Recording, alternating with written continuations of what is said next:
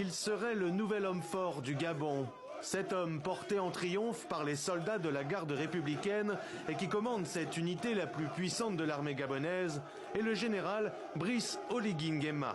C'est lui qui serait à la tête du coup d'État en cours contre Ali Bongo, le président dont les militaires putschistes ont donné des nouvelles à la télévision.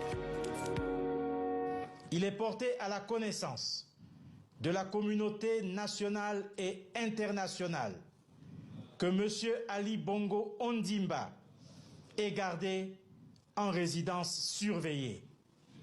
Il est entouré de sa famille et de ses médecins. D'après ce même communiqué, Nourdine Bongo Valentin, le fils aîné du président, ainsi que plusieurs autres proches d'Ali Bongo, ont été arrêtés pour haute trahison, détournement de deniers publics et malversation financière internationale en bande organisée.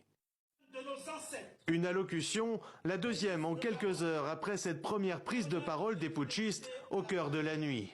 Alors que les résultats de l'élection donnant Ali Bongo vainqueur viennent d'être annoncés, une douzaine de militaires, des membres de la garde républicaine en béret vert, mais aussi des officiers de l'armée régulière et de la police, apparaissent sur les écrans. Nous, forces de défense et de sécurité, avons décidé de défendre la paix en mettant fin au régime en place. À cet effet, les élections générales du 26 août 2023 ainsi que les résultats tronqués sont annulés.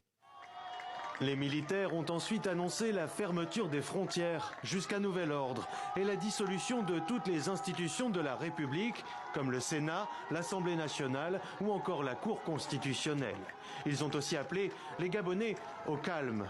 Si plusieurs tirs d'armes automatiques ont été entendus pendant cette déclaration d'après des journalistes de l'AFP à Libreville, ce mercredi matin, le réseau Internet était rétabli et les premières images de foules en liesse, acclamant des militaires, circulaient sur les réseaux sociaux.